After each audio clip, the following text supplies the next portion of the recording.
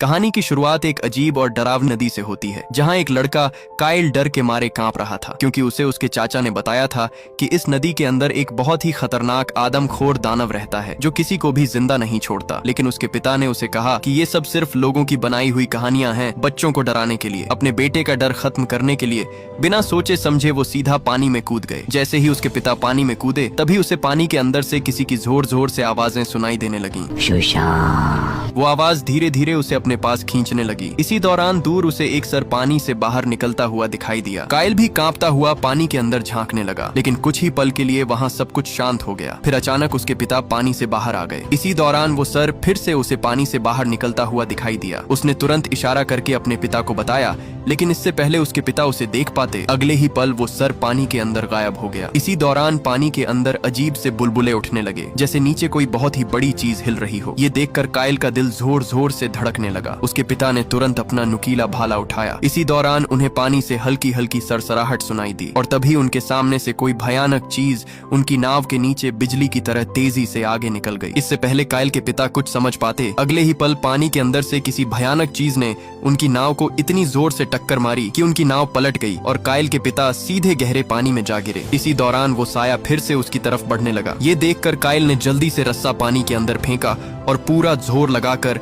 अपने पिता को नाव के पास खींचने लगा। जैसे तैसे करके उसने अपने पिता को नाव पर खींच तो लिया, लेकिन एक बार फिर पानी से निकलती हुई उसी चीज ने उनकी नाव पर हमला कर दिया, जिससे उनकी नाव उलटी होकर हवा में उछल गई। खुशकिस्मती से पानी कम होने की वजह से काइल और उसके पिता पानी में डूबने से बच गए, लेकिन अगले ही पल वो विशाल चीज उनकी तरफ तेजी से बढ़ने लगी। ये देखकर काइल मौके पर नाव पर कूद गया, लेकिन पीछे से उस चीज ने उसके पिता को जोर से जकड़कर सीधे पानी के अंदर ले गई। अपने पिता को अपने सामने मरता देखकर उसके रोंगटे खड़े हो गए। वो जोर जोर से चीखने लगा, लेकिन तब तक बहुत देर हो चुकी थी। उसी पल उस नदी से खून बाहर निकलने लगा और धीरे धीरे पूरी नदी खून से भर जाती है, और अगले ही पल उसके पिता की लाश पानी के ऊपर तैरती हुई आ गई। इस खौफनाक हादसे को पूरे 10 साल बीत चुके थे। गांव वालों ने भी मान लिया था कि वो दरिंदा, वो शैतान अब हमेशा के लिए खत्म हो चुका है। लेकिन कहानी यहीं खत्म नहीं हुई। उधर काइल भी अब बड़ा हो चुका था। अपनी दोस्त एम्मा के साथ वो एक शांत जिंदगी जीने की कोशिश कर रहा था। सब कुछ ठीक चल रहा था। एक दिन जब वो एम्मा के साथ वक्त बिता रहा था, तभी अचानक वहाँ एम्मा का बाप आ पहुँचा। उसे देखते ही काइल घबरा गया और बिना कुछ सोचे वहाँ से भाग निकला, क्योंकि एम्मा के पिता उसे बिल्कुल भी पसंद नहीं करते थे। वो उदास अपने दोस्त से बातें कर ही रहा था कि तभी अचानक एक आदमी चीखता हुआ पागलों की तरह दौड़ता हुआ वहाँ आया। उसने सबको बताया कि नदी के किनारे एक लाश मिली है, बुरी तरह से फटी हुई, जैसे किसी ने उसे चीर डाला हो, और अब यहीं से डर एक बार फिर जिंदा हो गया। ये खबर सुनते ही पूरे बाजार में लोगों के पैरों तले जमीन ही खिसक गई। जो लोग वहाँ खड़े थे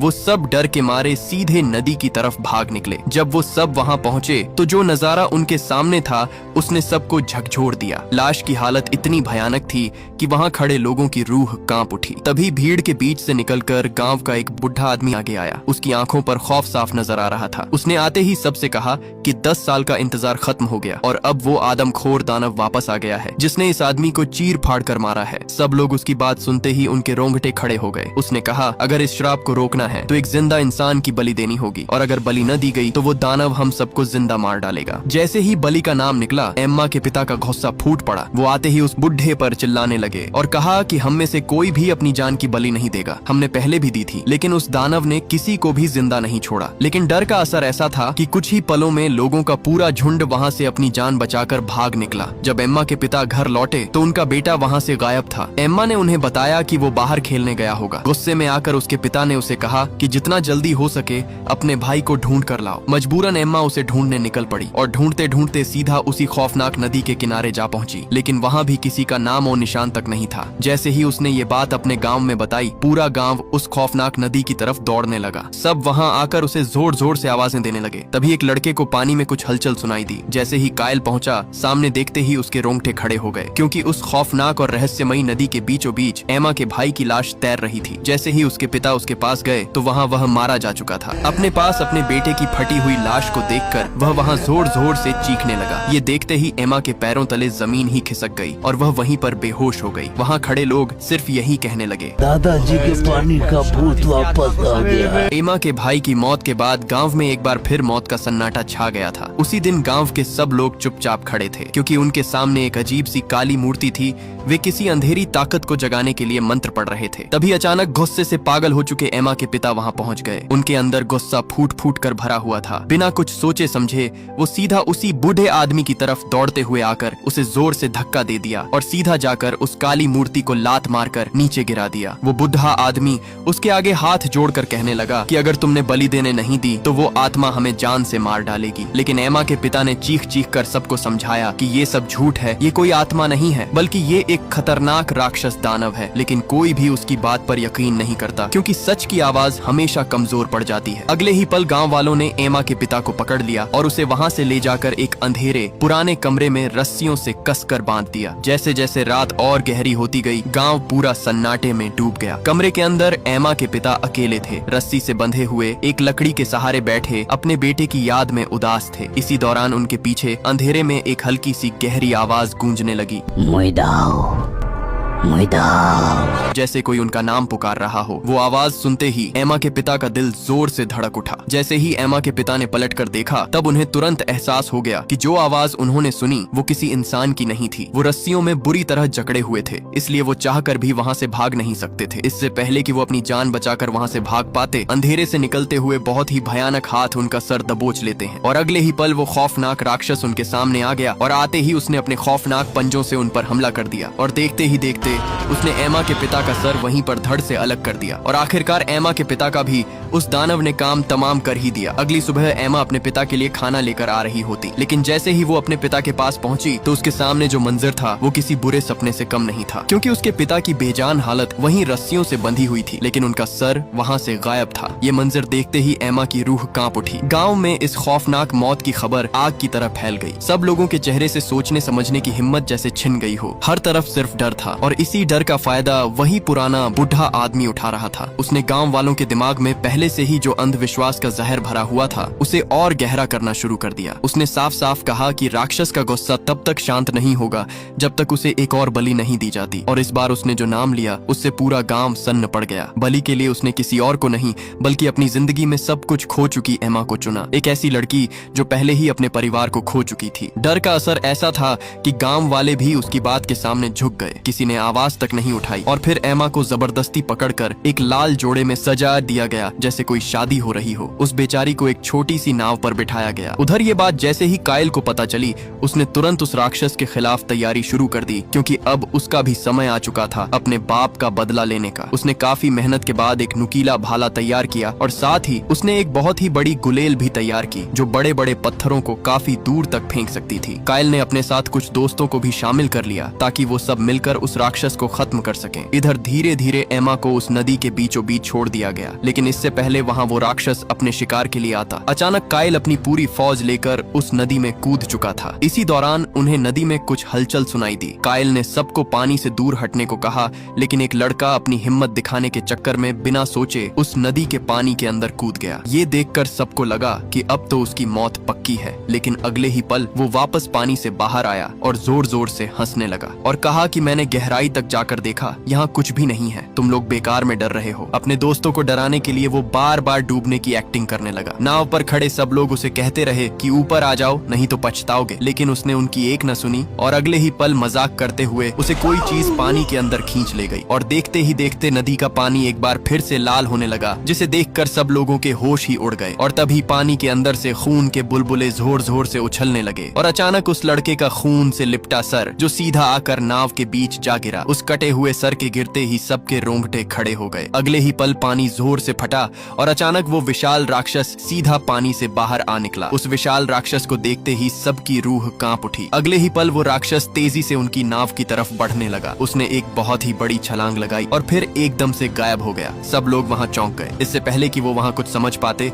अचानक वो राक्षस कूदता हुआ आकर एक आदमी को सीधा पानी के अंदर खींच ले गया। वो आदमी बेचारा अपनी जान बचाने की कोशिश करता रहा, लेकिन तब तक बहुत देर हो चुकी थी। तभी उस राक्षस ने अपना खौफनाक मुंह खोला और उसे चीर फाड़ कर रख दिया, जिसे देखकर नाव पर खड़े लोगों के होश ही उड़ गए। इसी दौरान वो राक्षस एक बार फिर से उनकी तरफ तेजी से बढ़ने लगा और बढ़ते बढ़ते उसने सीधा एमा पर छलांग लगा दी, लेकिन तभी कायल ने भाला फेंककर उसे नीचे गिरा दिया। अब सब लोगों की मौत उनके सामने खड़ी थी, क्योंकि वो खौफनाक राक्षस पूरी तरह अपनी प्यास में जल रहा था। सब दोस्तों के हाथ जो लगा, उन्होंने उस उस पर हमला बोल दिया, लेकिन उस खौफनाक और ताकतवर राक्षस को जरा भी खरोंच तक नहीं आई। तभी मौके पर सबने मिलकर उस पर बड़ा जाल फेंक दिया, लेकिन किसी तरह करके वो चालाक राक्षस वहाँ से अपनी जान बचाकर उस नदी के अंदर गायब हो गया। इस खौफनाक हमले के बाद नाव पर खड़े सब लोगों के अंदर मौत का डर और भी बढ़ गया। अब उन्हें लग रहा था कि उन्होंने इस नदी के अंदर कूदकर बहुत बड़ी गलती कर दी। इस डर की वजह से उनमें से एक लड़का बिना किसी को बताए चुपके से नाव से कूदकर जंगल की तरफ भाग गया। शायद उसे लगा कि वो उस नाव से बाहर भागकर अपनी जान बचा लेगा, लेकिन उसे नहीं पता था कि मौत उसका ही पीछा कर रही थी। घने सुनसान जंगल को चीरते हुए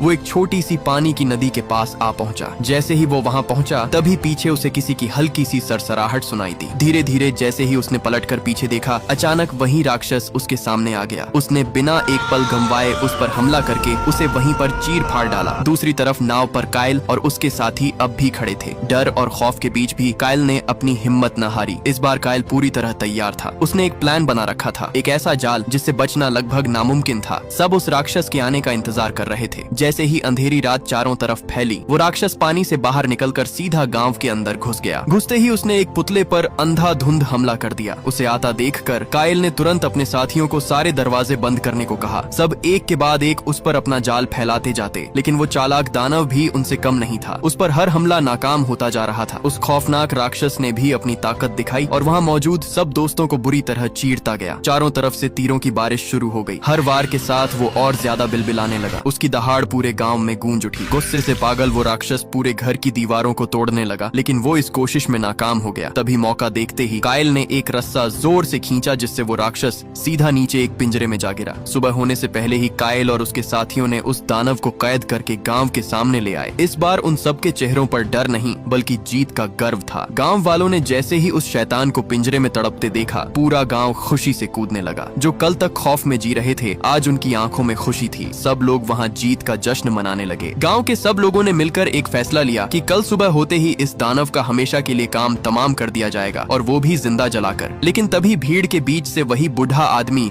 दोबारा उनके सामने आ गया। वह जोर जोर से चिल्लाया, ये कोई आम दानव नहीं है, ये हमारे पुरखों का श्राप है। इसे ऐसे बांध कर रखोगे तो अनर्थ होगा, सब बर्बाद हो जाओगे। लेकिन जीत के नशे में डूबे गांव वालों ने उसकी एक न सुनी, इसलिए मजबूरन उस बूढ़े को वहां से भागना ही पड़ा। मगर रात अभी बाकी थी और अंधेरा अभी पूरी तरह खत्म नहीं हुआ था। पूरी रात गांव में जश्न था। सब लोग ऐसे खुश थे जैसे मौत का खौफ कभी था ही नहीं। लेकिन अब खेल एक बार फिर से पलटने वाला था। जैसे ही वो बूढ़ा आदमी उस राक्षस को आजाद करने उसके पास पहुंचा, तो वहाँ उस पिंजरे से वो राक्षस गायब था, जो अपनी ताकत से उस पिंजरे को तोड़कर वहाँ से भाग चुका था। ये देखकर वो सबको बताने के लिए जैसे ही पीछे मुड़ा, उसके रोंगटे खड़े हो गए, क्योंकि उसके सामने वही खौफनाक राक्षस खड़ा था। इससे पहले कि वो बूढ़ा कुछ समझ पाता, अगले ही पल उस खौफनाक राक्षस ने अपने नुकीले पंजों से उसका शरीर 2 टुकड़ों में बिखेर दिया। उसके बाद वो धीरे धीरे उस गांव के अंदर घुस गया। सब लोग गहरी नींद में थे। किसी को जरा सा भी अंदाजा नहीं था कि आज उनकी इतनी भयानक मौत होने वाली है। वो खौफनाक राक्षस एक एक करके लोगों को अपना शिकार बनाता गया। उसके शिकार से कोई भी जिंदा बच नहीं पाया। इसी अफरा तफरी के बीच कायल का सबसे करीबी दोस्त उसके सामने आ पहुंचा। वो गुस्से से चीखता हुआ उस राक्षस की तरफ भागा, लेकिन वो ज्यादा देर तक उस राक्षस के आगे टिक नहीं पाया और अगले ही पल उस राक्षस ने अपनी ताकत दिखाई और अपने नुकीले पंजे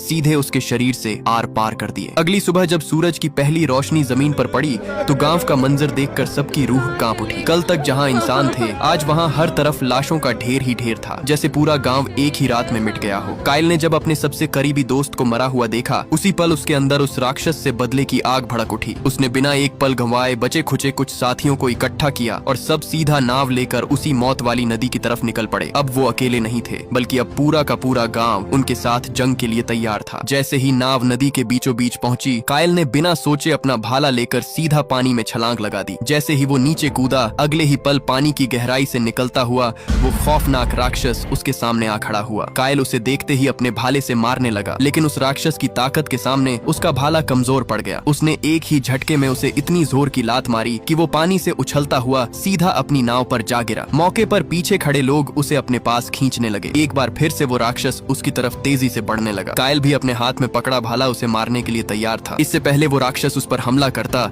उसके दोस्तों ने तुरंत उसे अपनी नाव पर खींच लिया। सब दोस्तों ने उस पर लगातार तीर बरसाना शुरू कर दिए, लेकिन वो तीर उसके आगे एक तिनके जैसा था। उसने वहाँ मौजूद बहुत सारे लोगों को चीरना शुरू कर दिया। एक के बाद एक सब साथी उसके हत्थे चढ़ते गए और वो उन्हें मौत की नींद सुलाता गया। उस खूनी जंग में उस राक्षस ने किसी एक पर भी रहम नहीं किया, जिससे एक एक करके सब साथी मरते गए और कुछ ही पलों में नाव पर सिर्फ और सिर्फ सन्नाटा सन्नाटा ही छा गया। अब उस खून से भरी नाव पर सिर्फ 2 ही लोग, काइल और एमा, जिंदा बचे थे। इसी दौरान काइल ने बिना सोचे उस राक्षस पर चाकू से हमला कर दिया, लेकिन अचानक उस खूनी राक्षस ने उसे जोरदार लात दे मारी और काइल हवा में उड़ता हुआ सीधा नीचे जा गिरा। अब आखिरकार काइल अपनी बाजी हार ही चुका था। अब उसके अंदर उठने की ताकत खत्म हो चुकी थी। इसी का फायदा उठाकर एक बार फिर उस राक्षस ने उस पर हमला करने की कोशिश की। तभी उसके 2 साथियों ने मौके पर आकर उसे पकड़ लिया, जिससे उस राक्षस का गुस्सा और भड़क गया। उसने लगातार उन दोनों को चीरना शुरू कर दिया। अपने सामने अपने दोस्तों को मरता देखकर काइल का गुस्सा फूट पड़ा। उसने बहुत ही लंबी छलांग लगाई और उस राक्षस को अपने काबू कर लिया। उसने एक के बाद एक लगातार चाकू से उसका शरीर चीरना शुरू कर दिया। काइल ने उस पर इतने हमले कर दिए, लेकिन फिर भी उसे कोई फर्क नहीं पड़ा। आखिर में काइल ने अपना चाकू सीधा उसकी आंख के अंदर घोंप दिया, जिससे वो राक्षस दर्द से तड़पने लगा और उस तड़प की वजह से